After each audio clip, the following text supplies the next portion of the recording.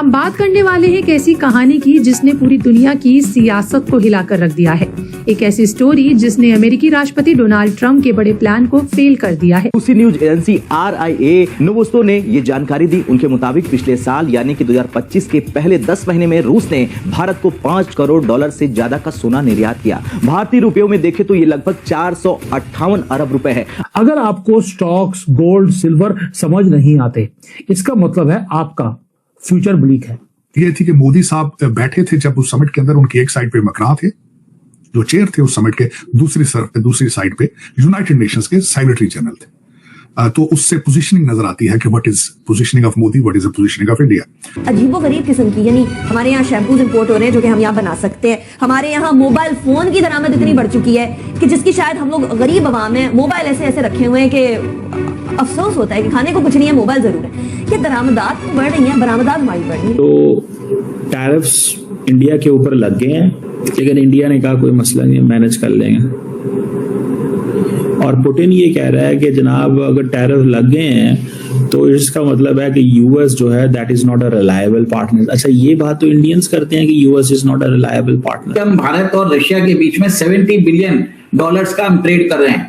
आप समझ लीजिए अगर हम इसके अंदर जो कन्वर्शन कॉस्ट होता है जनरली 2 to 3% होता है, और ये 2 to 3% अगर हम बचा भी लेते हैं, this will be a substantial savings.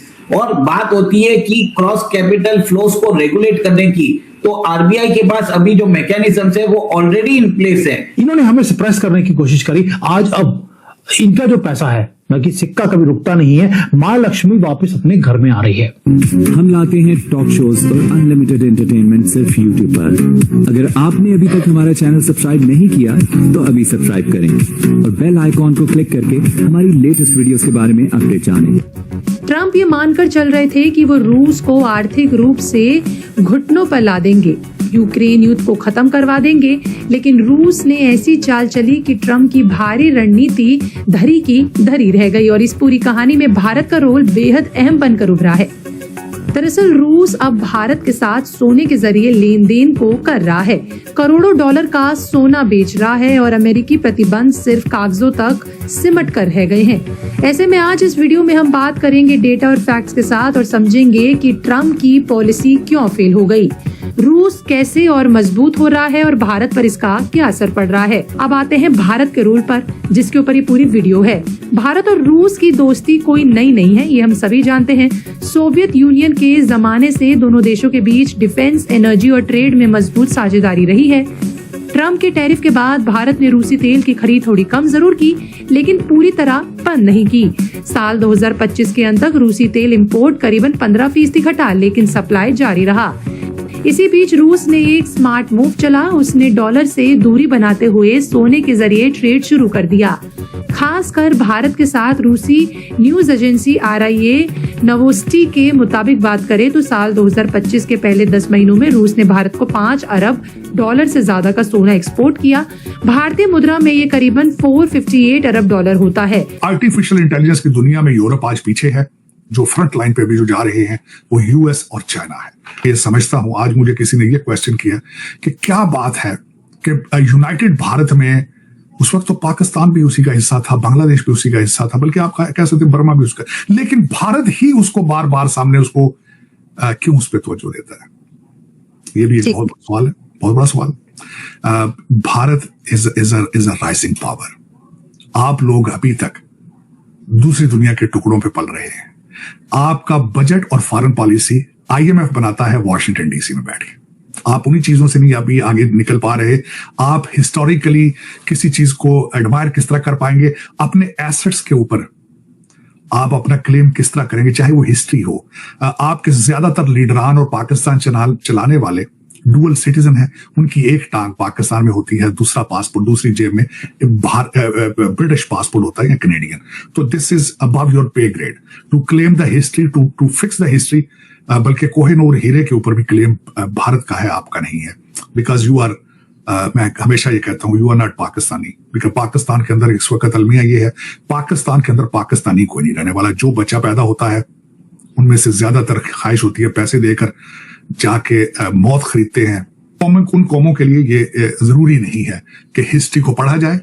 क्या है कि जेलम के पास जो पहला बैटल ग्राउंड होता था, वहां पे हम हमेशा हर फॉरेन इन्वेडर को लेट के वेलकम करते थे। हमारे डीएनए में फाइटिंग नहीं है, हमारे डीएनए के अंदर पार्टी है।